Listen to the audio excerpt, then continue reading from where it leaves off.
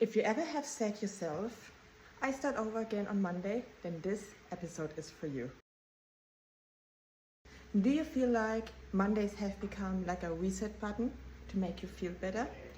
In reality, it's actually the opposite. You're doing yourself a disservice. In reality, you just have been following plans that have never been made for real life to survive chaos, to survive mess and just stress. So if you are a victim of starting over on Mondays, stay tuned because this episode is right for you. Hello and welcome back to my podcast, Make a Change. My name is Kate and I am the founder of Katharina Schuster Coaching. And in this episode, we are going through the scenario why you keep starting over on Monday. All right, let's start from the beginning. So you're starting off on Monday, you're setting up your plans like, okay, I'm doing this and this and this. Let's say your goal is weight loss.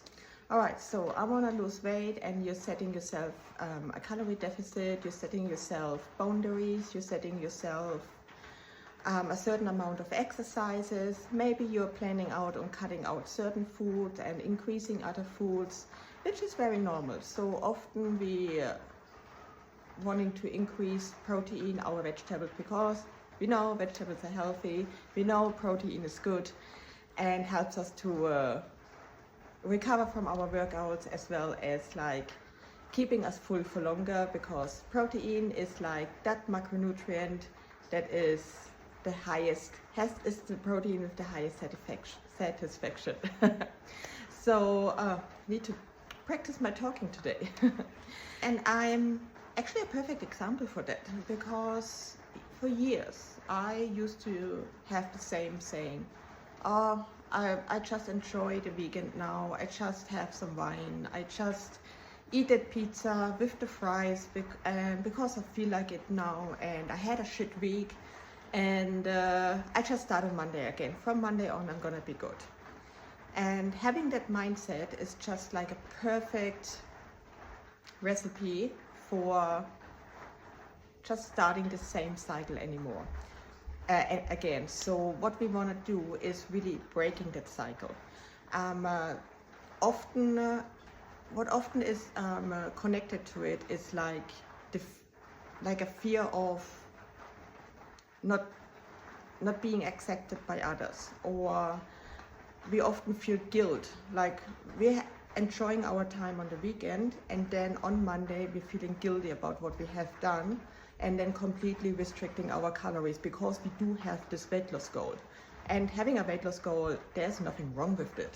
So it's like everyone has to do it or wants to do that. Everyone has a certain goal. Everyone wants to look good naked in a bikini or in that dress that you might, or in that suit for the guys that you might have seen while passing by certain shopping malls. And yeah, so it's something really, really normal, and some people may have to do that for health reasons, other people doing it solely for aesthetic reasons, and both reasons are legit. So, but again, so on Mondays you are feeling guilty, you're completely restricting your calories, and maybe also having that little bit of a mindset of saving calories for the weekend. And this is where the real trouble starts. So I used to do that a lot, actually, especially when I was dieting, because I wanted to go out on a Sunday. So on a Saturday, it's usually not that much because my partner still works on a Saturday, so I'm usually alone at home. But after my partner has finished work, we sometimes catch up to have a drink. On Sunday, we usually go out for dinner. And I want to enjoy this time. I know I have to restrict myself a little bit. I can't go all in. But this is exactly what I thought. So isn't there a way that we can still enjoy ourselves and still achieving our weight loss goals? And this is also where my Lean Forever method comes in. So in the Lean Forever method, we're really discussing like what is currently happening with you, where are we stuck, what needs fixing, what doesn't need fixing, and then on that part that needs fixing, that is that part that we're working on in the initial foundation phase. And once we have that fixed, then you are unstoppable, and then you will, like in the second phase, which is like your intensity phase and like the magic pill phase, as I like it to say it. Not that there is a magic pill, but it's like a magic pill effect, because by that time you're really putting in the work and your mindset is also in the right place. So for example, in my case, I'm like living on like something crazy, like 1200, 1300 calories throughout the week.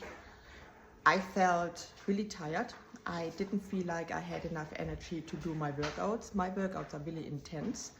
And then by the weekend, I actually was so exhausted that I just leaned in that food. So usually when I set up the plan, I said, okay, I have this 1 glass of red wine. I am having maybe a pizza, but I'm not having the fries. I'm having a salad. The pizza is maybe in the evening. So I'm having my carbs there, but then I'm saving my carbs throughout the day. And that was like just so messy. There was no structure, there was no system. So what I did on the weekend was just like, because I was so deprived from the week, I was just like, fuck it, I start over again. And this is what I really see in so many men and women when I'm having their conversations with them, when they're coming to me for a consultation, and like they're always like really feeling frustrated, feeling overwhelmed, and they often feel like I'm a failure. And this is what I felt as well. I said, so I just can't do this. I really feel like I'm a failure. I just give up on it. Thankfully, I found the curve, I found my magic pill, and I have fixed the root cause, which is a long story, so it's not really part of this episode today. I don't want to get you too confused. So once that root cause was fixed, I was actually really, really good. So I like stopped saving calories. I just really got all the food that I needed throughout the week to focus on my job. My job is like really freaking busy. I'm doing 30 hours of coaching each week, plus my admin work, plus filming for you guys, plus keeping up my relationship and doing my workouts, doing some cardio, doing my own plan. So it's really a fully packed week. And often I was like ending up not doing my things properly because I didn't have the energy. I wasn't able to focus.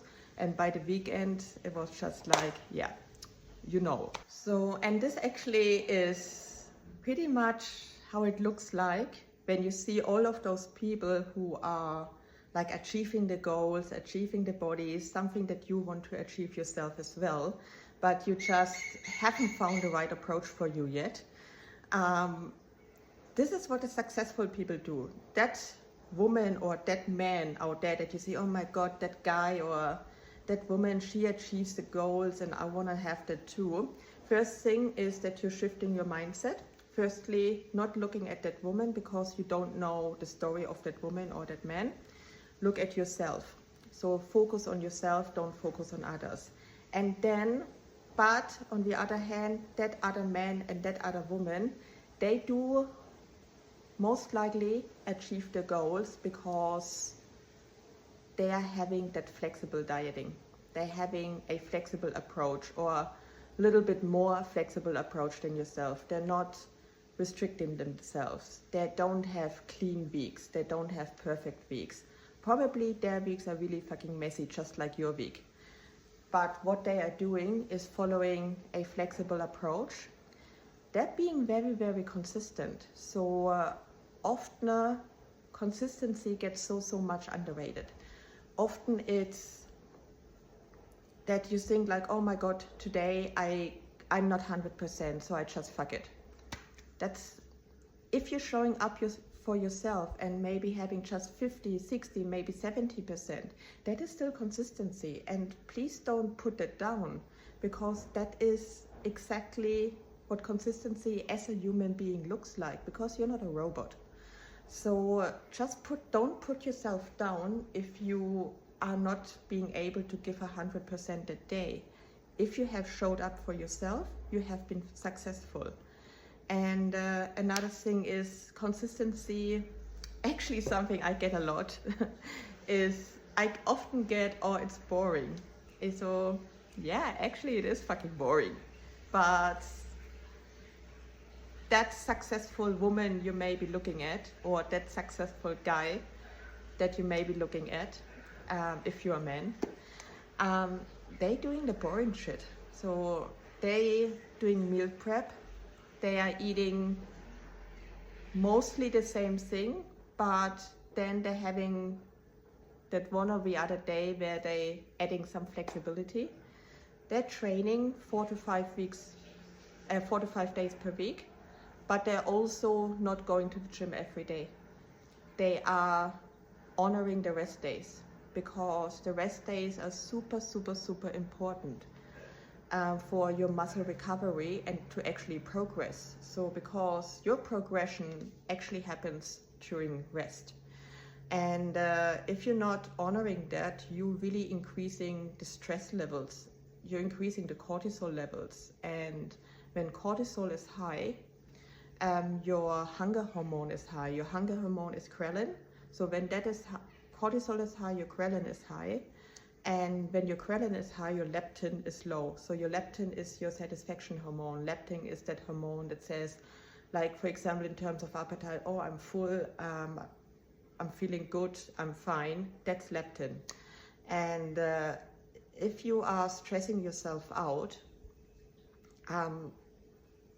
it's not gonna go into the right direction. So I'm not saying that all stress is bad. A certain amount of stress is actually really good. And if you are a working person, if you have a job and you possibly have kids at home, you can't avoid stress. So I'm being realistic as well. So you can't avoid stress, but you can help yourself to lower your stress levels by planning really your week ahead.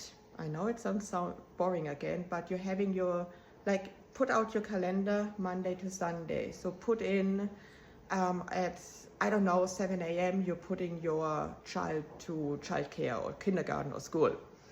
And then at 8 a.m., so I'm just making up those times, okay? They might not be accurate, but it will look like different for anyone anyways. So then 8 a.m. you're going to work until, let's say, 4 p.m. And then you maybe go to the gym. Maybe you check with your husband who picks up the child from school. And then you go to the gym, then you go home and make some dinner for your family. So, and then you maybe have on other days, you have after school activities for your child. You maybe have booked in a meeting at work. You maybe have booked in, I don't know, any other appointments, any other responsibilities that you have to follow up on. Put that all into your calendar and then switch it around. See where you can put in your training sessions. See where you can put in like meal prep. Like I would recommend twice a week doing your meal prep. And that will save you so much time. And it also helps you to reduce your decision fatigue of, oh, what the fuck I'm gonna eat now. Because think about throughout the week, you are busy. You maybe don't have time to think about what I'm gonna eat, calculating your macros, seeing if it fits in your meal plan. But if you're having that ready in the fridge, then that really reduces one part of your stress and reduces your decision fatigue. So I like doing the first batch of my meal prep on a Sunday because I'm off on a Sunday, I don't work, I am at home, so I have time to do some meal prep. And that will take maybe 1 to 2 hours. And then that's all done, I put it in the fridge, it's done.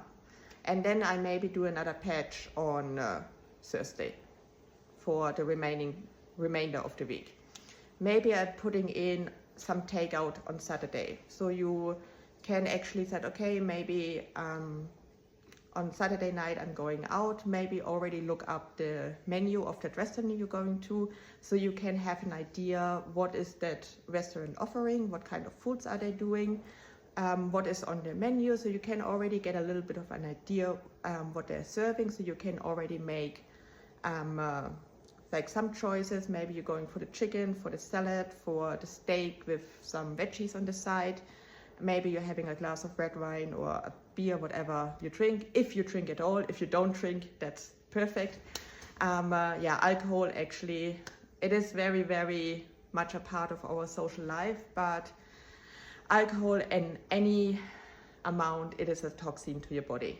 I do have to say that. I do drink alcohol myself, but I'm very, very limiting my amounts, sticking to 1 to 2 glasses per week, because everything beyond that makes me sick, makes me not focusing on myself anymore, and really destroys the next day for me.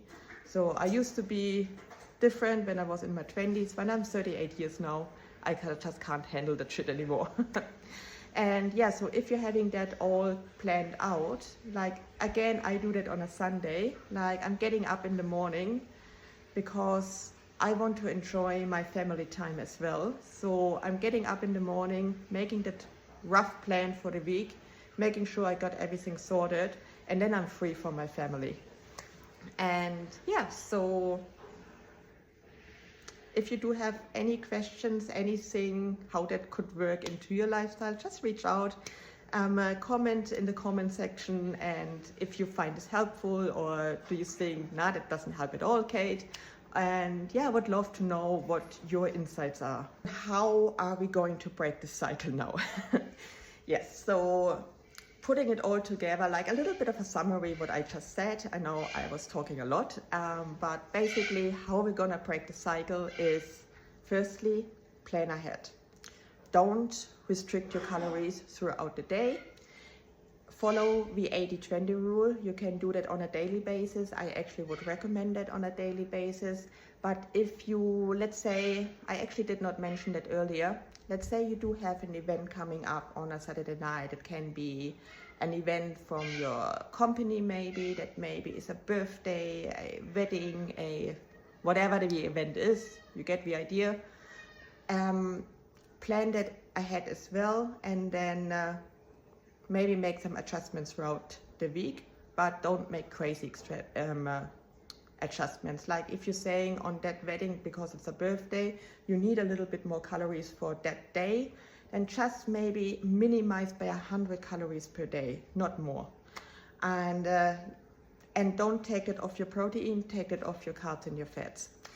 If you need any more help with that, just reach out and I can give you like a little bit of a better explanation on how to limit your carbs and fats, but still having enough to ensure proper fueling of your workouts and having energy throughout the day and not having those afternoon crashes.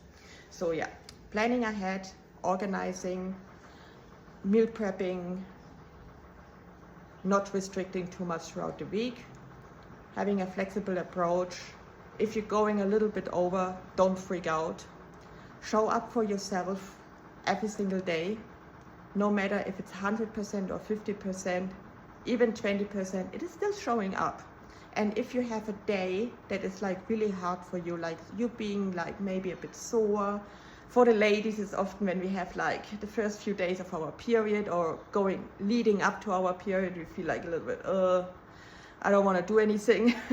And like if you're having a day you're not feeling well, you may be being a little bit sick, or you just have so much going on, just limit those days a bit. Like put the standard a little bit lower on that day, but don't forget about showing up for yourself. And again, if it's 20% of show up, it's 20%, it is still consistency, okay? And yeah, this is pretty much how you break the cycle. And if you are working with your coach, if you do have a coach, working with a coach, show up with your coach on your bad days, okay?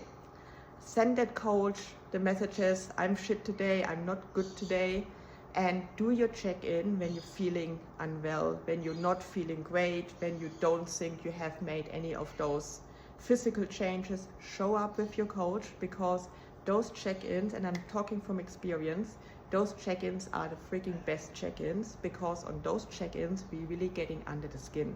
And these check-ins we really have a good chance to analyze what's going on. And once we have that analyzed, your coach can actually implement a strategy that keeps you skyrocketing, because at that moment, when you finally have reached that level of telling your coach how you're feeling on a bad day, then there is trust. And then once that trust is established, you're gonna skyrocket with that coach, I promise you. So let me say this again. You're not bad at consistency. You don't need more willpower. You don't need to do more. You don't need to work harder. You just need to let go, letting down the pressure. Stop following cookie cutter plans, finding that plan that actually fits your lifestyle, because if that plan does not survive chaos and messy days, that plan will never ever work. And we want to ensure that you have the results that you can keep up for the rest of your life. All right, so that is my little message for you to the end of this podcast. And if you did like this episode, if you find this helpful, please hit that subscribe button so you don't miss out on the next episode. Like it, share it, tell your friends, tell your family. It would mean the world to you if you liked it. And yeah, this was Make a Change, and I see you in the next episode.